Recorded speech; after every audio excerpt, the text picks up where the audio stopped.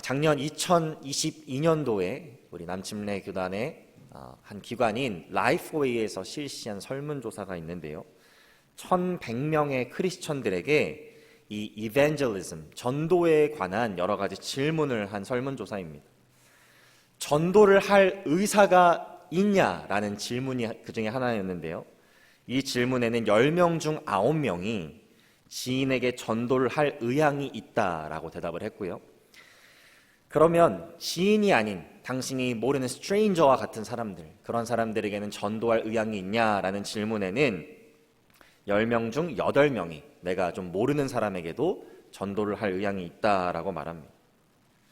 그런데 의향과는 상관없이 실제적으로 전도를 해보았는가라는 질문에는 38%만이 믿지 않는 지인에게 전도를 해본 경험이 있다고 얘기를 했고요. 내가 잘 알지 못하는 사람에게 전도를 해본 경험은 10명 중에 3명, 30%만이 그런 경험이 있다고 말합니다. 또 몇 가지 재밌는 질문들이 있는데요. 그 중에 하나가 무엇이냐면, 내가 복음을 전하는 것이 그 상대방을 향한 나의 사랑을 표현하는 것이다라는 그 전제에 동의하냐라는 질문에는 사랑의 표현이라는 것에 오직 23%의 사람만이 동의를 했고요. 내가 잘 알지 못하는 사람에게 복음을 전하는 것이 그 사람에게 해서는 안 되는 부정적인 행동이다라고 말하는 사람이 37%나 되었다는 것입니다. 갑자기 숫자가 좀 많이 나오고 질문들이 많이 나와서 이게 무슨 소리인가 하시는 분들 계시겠지만, 저는 이 설문조사가 많은 크리스천들이 전도에 대해서 충분히 잘못 이해할 수 있으며 성경적인 의미에서의 전도가 아닌 자신들의 편의, 각자의 기준에 따라 전도를 정의하고 또 실천할 수 있다라는 예시가 된다라고 생각합니다. 그러한 의미에서 오늘 본문에 나오는 이 빌립과 에디오피아 내시의 이야기는 아주 중요한 중요성을 담고 있습니다. 왜 그러냐면 성경적인 전도의 개념을 우리가 배울 수 있는 마치 교과서와 같은 이야기이기 때문입니다. 저는 우리 성도님들과 함께 오늘 본문의 말씀을 함께 살펴보면서 과연 전도의 시작과 완성은 무엇인지, 그리고 전도는 크리스천들에게 어떠한 의미를 가지고 있는 것인지를 함께 살펴보면서 이 아침 하나님께 주시는 깨달음과 은혜를 나누기를 원합니다.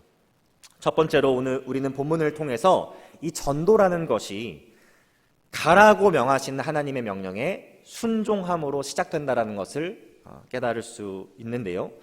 오늘 본문 26절을 다시 한번 보시면 이제 주의 사자가 빌립에게 나타납니다. 그리고 빌립에게 가사라고 하는 곳으로 내려가라라고 명하고 있어요. 여러분, 이 가사라는 곳이 어떤 곳인지 이 말씀 끝부분에 설명되어 있는데 그 길은 광야길이었습니다. 한번 생각해 보시죠. 복음을 전해야 되는데 여러분, 광야길로 가는 것이 상식적인 일일까요? 아니면 좀 비상식적인 일일까요? 광야길은 사람들을 많이 인터랙트 할 수 있는 곳인가요? 아니면 인터랙트 할 수 없는 곳인가요? 복음을 전하기에 용이한 곳인가요? 용이하지 않은 곳인가요? 일반적인 생각으로, 보편적인 생각으로 봤을 때는 거기에 가면 오히려 많은 사람들을 만날 수 없고 그 황폐한 땅에서 복음을 전한다는 것이 좀 비상식적으로 보이는 일일 수 있습니다. 불편한 일일 수 있어요. 그런데 하나님께서는 주의 사자를 통해서 분명히 말씀하고 계세요. 가사라는 광야길로 내려가라. 여기서 우리는 매우 중요한 진리 하나를 발견할 수 있습니다. 무엇이냐면 아무리 황폐한 광야길이라고 할지라도 하나님께서 가라고 명하실 때 우리가 순종해야 하는 이유는 이 구원의 계획이라는 것이 사람으로부터 온 것이 아니라 하나님으로부터 왔기 때문이라는 것입니다.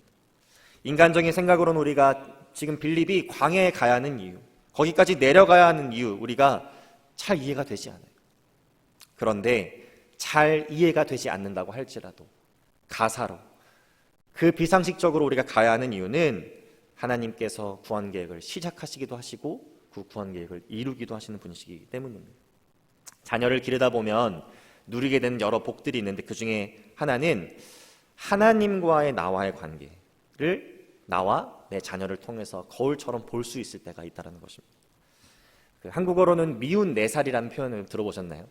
영어로는 terrible 3라는 표현이 또 있습니다. 이제 아이들이 만 3살이 되면 말도 어느 정도 하기 시작하고 또 자아가 세지면서 부모님들이 아이들을 대하는 게 만만치 않아지니까 이제 생겨난 말인 것이죠. 그런데 저희 첫째 아들 주원이가 7월 2일부로 만 3살이 되었습니다.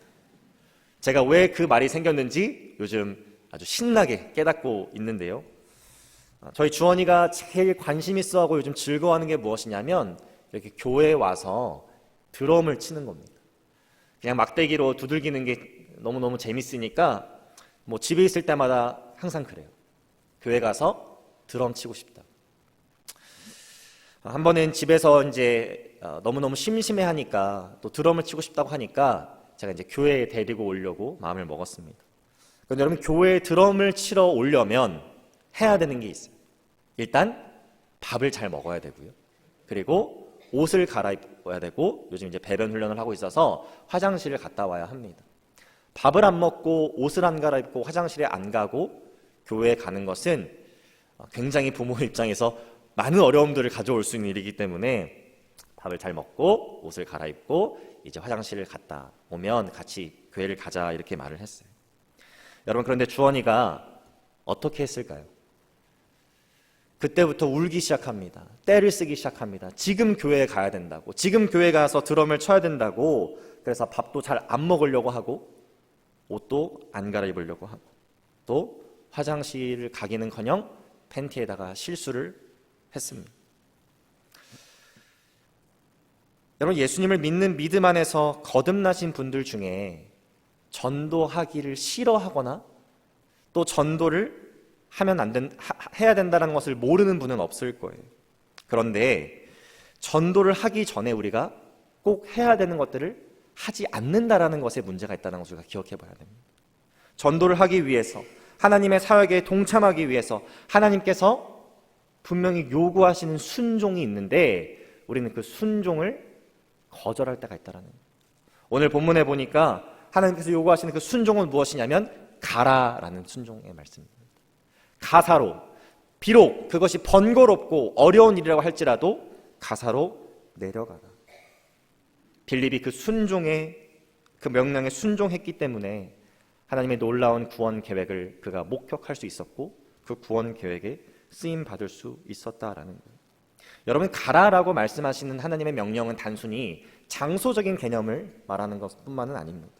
하나님께서는 때때로 우리의 comfort zone, 우리의 편안한 그 상황을 벗어나서 예수님을 알지 못하는 사람들에게 복음을 전하라고 명하실 때가 있어요. 어떤 분들에게는 그것이 오늘 본문에서 빌립이 지역을 옮기는 것처럼 지역을 옮기는 것일 수 있습니다. 어떤 분들에게는 반대의 개념으로 멀어져 있는 가족과 가까이 가라는 명령일 수 있어요. 어떤 분들에게는 그곳이 직장이 될 수도 있고 어떤 분들에게는 그것이 학교가 될 수도 있습니다. 어떤 분들에게는 그것이 가정이 될 수도 있어요. 어떤 분들에게는 지나가는 길거리가 될 수도 있다는 거예요. 중요한 것은 우리가 가라라고 말씀하시는 그 하나님의 명령에 순종을 해야 된다는 것에 있다는 것입니다. 여러분, The Great Commission, 대사명이 적혀있는 마태복음 28장에도 보면요, 예수님께서 제자 삼으라라는 명령 전에 되게 중요한 말씀을 하나 하세요. 그것이 뭐냐면 가서 제자 삼으라라는 말씀을 하십니다. 여러분, 빌립은 가사로 가라고 명하신 하나님의 명령에 순종하여서 한 영혼을 거듭나게 하신 그 하나님의 놀라운 역사를 목격하게 되고 그 역사 현장에 쓰임받게 됩니다. 저와 우리 사랑하는 모든 하늘교회 성도님들이 가라라고 명하시는 그 하나님의 명령에 순종할 수 있는 그 순종의 사람들이 될 수 있기를 주님의 이름으로 축복합니다. 그래서 복음의 사명자로 쓰임받고 구원을 이루시는 하나님의 계획 가운데 여러분들이 그 현장에 있으며 그 계획 가운데 쓰임 받으시기를 주님의 이름으로 축복합니다. 두 번째로 우리는 본문을 통해서 이 전도라는 것이 예수 그리스도를 분명하게 전함으로 인해서 완성된다는 것을 깨달을 수 있는데요. 오늘 본문 29절 말씀을 보시면 이제 성령께서 빌립에게 이 에디오피아 내시가 있는 수레로 가까이 나아가라 이렇게 명령하신 것을 우리가 볼 수가 있어요. 여러분, 우리는 이 에디오피아 내시가 유대교로 개종한 이방인인지 아니면 에디오피아에서 거주했던 유대인인지는 알 수 없습니다. 하지만 놀라운 것은 이 에디오피아 내시가 빌립이 가까이 가서 봤더니 이사야서 53장 7절에서 8절 말씀을 이렇게 읽고 있었다라는 거예요. 그때 빌립은 내시에게 묻습니다. 당신은 지금 당신이 읽고 있는 그 내용을 깨닫고 있습니까? 누구에 대해서 말하고 있는 말씀인지 당신은 알고 있습니까? 이렇게 질문을 해요. 그 질문의 내신은 나에게 가르쳐주는 이가 없는데, 나에게 지금 설명해주는 이가 없는데 내가 그것을 어떻게 알 수 있습니까? 라고 빌립에게 대답합니다. 여러분, 빌립은 이때의 기회를 놓치지 않고요, 그 말씀이 예수 그리스도를 가리키는 말씀이고 그가 우리의 죄를 위해서 죽으셨고 사신 구원자이심을 전하기 시작해요. 그리고 그 대신은 그 복음 전파를 통해서 예수님을 믿게 되고 또 침례를 받고 그의 믿음을 공표합니다. 여러분, 이 짧은 에피소드가 우리 믿음의 사람들에게 주고 있는 교훈이 무엇일까요? 저는 종종 이렇게 말씀하시는 분들을 만나게 됩니다. 복음을 전하기 전에 먼저 그 사람을 사랑하십시오. 복음을 입으로 먼저 전하지 말고 삶으로 보여주십시오. 그 사람들과 친밀한 관계를 먼저 맺으십시오. 그 사람들에게 선행을 먼저 베풀어 보십시오 라고 말씀하시는 분들을 제가 종종 만나게 돼요. 여러분, 얼핏 들으면 굉장히 그럴듯해 보이는 말이지만 자칫 잘못하면 복음의 메시지를, 예수 그리스도를 정확하고 분명하게 전해야 되는 것이 얼마나 중요한지를 잊어버린 채 말하는 것처럼 들릴 수도 있는 말입니다. 여러분, 복음이 우리의 삶의 거룩함의 정도와 상관없이 그 자체만으로 한 인생을 구원할 수 있는 능력의 말씀인 걸 믿으십니까? 복음 자체로, 우리의 개인적인 삶의 모습과는 별개로 그 복음 자체에 한 인생을 거듭나게 할 수 있는 능력이 있다는 걸 믿으십니까? 여러분, 만약에 우리가 복음을 전하기 전에 꼭 선행을 베풀어야지만, 복음을 전하기 전에 그 복음을 들어야 되는 대상과 친밀한 관계를 맺어야지만 그 사람이 복음을 듣고 변화받을 수 있을 거라고 생각하는 것은, 여러분, 사도행전 2장에 아무런 관계도 없는 사람 앞에서 복음을 전하고 3,000명 플러스의 사람이 구원받고 침례받았던 그 회심의 사건, 부흥의 사건을 우리가 부정하는 것과 같은 것입니다. 사도 바울이 여러 도시를 다니면서 아직 그런 친밀한 관계가 맺어져 있지 않는 사람들에게 복음을 전하고 수많은 유대인들과 이방인들이 회심했다라는 것을 우리가 부정하는 것과 같다라는 거예요. 어떤 분들은 예수님을 믿는 자들에게만 영생이 주어지고 믿지 않는 자들에게는 심판이 임할 것이라는 이 복음의 메시지가 offensive하게, 기분 나쁘게 들릴 수 있기 때문에 그 복음의 메시지를 말로 자꾸 전하려고 하지 말고 그냥 좋은 자선 사업가처럼, 좋은 형 동생으로, 좋은 선후배로 옆에 있다 보면 나의 모습을 보고 복음에 궁금해하기 시작하고 복음을 들으려고 하게 될 것이다 라고 말씀하시는 분들이 있어요. 여러분, 근데 오늘 본문의 말씀은 우리에게 분명하게 알려주고 있습니다. 아무리 이사야서를 100번, 1000번 읽어도 빌립이 광야길에 가고 있는 그 에디오피아 내시아에게 먹을 수 있는 빵과 마실 수 있는 물을 한 트럭으로 가져다 주어도 만약 그 살아계신 예수 그리스도에 대한 복음을 설명해주고 전달해주지 않으면, 그가 읽고 있었던 말씀이 예수 그리스도를 가리키고 있는 말씀임을 알려주지 않으면 그 전도가 완성될 수가 없었다는 것입니다. 그래서 사도 바울은 로마서 10장 13절부터 15절 말씀에 너무나 유명한 말씀인데 이렇게 말합니다. 누구든지 주의 이름을 부르는 자는 구원을 받으리라. 그런즉 그들이 믿지 아니하는 이를 어찌 부르리요? 듣지도 못한 이를 어찌 믿으리요? 전파하는 자가 없이 어찌 들으리요? 보내심을 받지 아니하였으면 어찌 전파하리요? 기록된 바 아름답도다 좋은 소식을 전하는 자들의 발이함과 같으니라. 여러분, 제가 하는 이 말을 절대 오해 없이 들으셨으면 좋겠습니다. 저는 우리의 삶과 복음과 괴리감이 있어도 된다라는 말을 하는 게 아닙니다. 사실 우리의 삶과 우리가 전하는 복음과 너무 괴리감이 크면 그 메시지를 사람들이 듣고 그 메시지에 집중하는 것이 아니라 너무나도 괴리감이 있는 우리의 삶을 더 조명하고 집중하기 때문에 복음의 메시지가 잘 전달되지 않는 경우가 많이 있죠. 그래서 전도할 때 가장 어려운 전도가 뭐냐라고 물어보면 대부분의 사람들이 가족 전도라고 말합니다. 여러분, 가족 전도가 왜 가장 어려운 전도 중에 하나일까요? 내 가족이 나의 허물을 제일 많이 알고 있기 때문에, 내 가족이 나의 죄악과 나의 연약함을 제일 많이 알고 있기 때문에 이 가족 전도가 제일 어렵다고 하는 것이죠. 그래서 우리는 내가 전하는 복음의 메시지와 내가 살아내는 그 복음이 많은 괴리감이 있지 않도록 열심히 하나님께 은혜를 구하며 살아가야 하는 것은 분명한 사실입니다. 그런데 그럼에도 불구하고 우리가 타협하지 않아야 하는 중요한 한 가지, 아무리 많은 사람들을 교회에 데려온다고 할지라도, 많은 사람들에게 성경을 읽어보라고 권유해서 성경을 읽게 만든다고 할지라도, 그것은 전도의 과정 중에 하나일 뿐 진짜 전도의 완성은 예수 그리스도께서 하나님의 아들이시며 그분이 구원자이시며 우리 삶의 주인이심을 분명하게 선포하고 전하는 것, 우리가 그분 앞에 회개하고 그분을 믿었을 때 우리 가운데 영생이 주어진다는 것을 선포하는 것, 그것이 전도의 완성이라는 것입니다. 자, 우리 사랑하는 모든 하나님께 성도님들이 그 복음의 메시지를 그 누구보다 정확하게 이해하고 또 그 복음의 메시지를 언제든지 전할 수 있도록 준비되어서 그 복음을 담대하게 전함으로 전도의 완성을 이루는 자들이 될 수 있기를 주님의 이름으로 축복합니다. 세 번째로 우리는 본문을 통해서 이 전도라는 것이 멈추지 않는 하나님께서 주신 사명이라는 것을 깨달을 수 있는데요. 여러분, 빌립이 가사에 오기 전에 그는 무엇을 하던 사람이었나요? 원래 그는 예루살렘 교회에서 7집사 중에 한 명으로 안수받은 집사님이었습니다. 그런데 8장 초반부에 보면 이 예루살렘 교회에 어마어마한 핍박이 찾아오게 됩니다. 그래서 사도들을 제외한 모든 사람들이 흩어졌다라고 성경에 기록되어 있습니다. 그래서 빌립도 그 핍박을 피해서 예루살렘으로 어디로 갔냐면 예루살렘을 떠나서 사마리아 지역으로 가게 됩니다.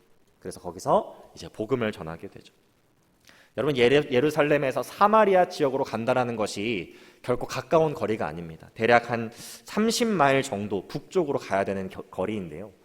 물론 우리에게 30마일 정도면 자동차가 있기에 교통수단이 많이 발전했기 때문에 뭐 한 30마일이면 3, 40분이면 충분히 갈 수 있는 거리지만 여러분, 이 시대에 걸어서 또는 짐승을 타고 짐을 싣고 30마일을 간다는 것은 결코 그렇게 쉬운 일이 아니었습니다. 한번 이렇게 생각해 보시죠. 저희가 지금 예배드리고 있는 곳이 캐롤튼입니다. 네, 한 30마일 북쪽으로 가면 맥킨이나 프로스퍼를 조금 더 지나가야 돼요. 자, 예배 끝나고 여러분 오늘 맥킨이랑 프로스퍼를 지나서 조금 더 위의 곳까지 걸어서 간다고 생각해 보십시오. 아마 만약에 예배 끝나고 거기까지 걸어가야 된다는 것을 아셨으면 제 생각에는 이 자리에 지금 이렇게 많은 분들이 앉아 계실 수가 없습니다. 그 정도로 먼 길을 빌립은 가게 된 것이죠. 자, 그러면 이제 사마리아에서 복음을 전하고 하나님께서는 어디로 빌립을 인도하실까요? 오늘 본문의 말씀처럼 남쪽으로 다시 가사라는 곳으로 가라라고 명령하세요. 여러분들이 이해를 돕기 위해서 이 사마리아에서 가사로 내려오는 길이 어느 정도의 거리인가? 자, 맥킨이랑 프로스퍼에 있었습니다. 그런데 포트워스 정도까지 가게 된 거예요. 거기를 걸어서 또는 짐승의 짐을 싣고 그렇게 가게 된 겁니다. 여기서 맥킨이 프로스퍼 가는 것도 그렇게 힘든 일인데 거기서 포트워스까지 가야 한다니, 복음을 전하기 위해서 하나님의 명령에 순종하기 위해서 가야 된다, 결코 쉽지 않은 일이죠. 이 정도 했으면 좀 쉬고 좀 한 곳에 정착하면 좋을 텐데 오늘 본문의 말씀을 보니까 하나님께서는 그것이 마지막 사명이 아니라는 것을 분명히 알려주십니다. 오늘 본문 말씀 40절 말씀에 보니까 성령께서 빌립을 어디로 가게 하시나요? 아소도라는 곳에 가게 하십니다. 그리고 그 아소도를 지나서 가이사랴라는 곳까지 가게 하세요.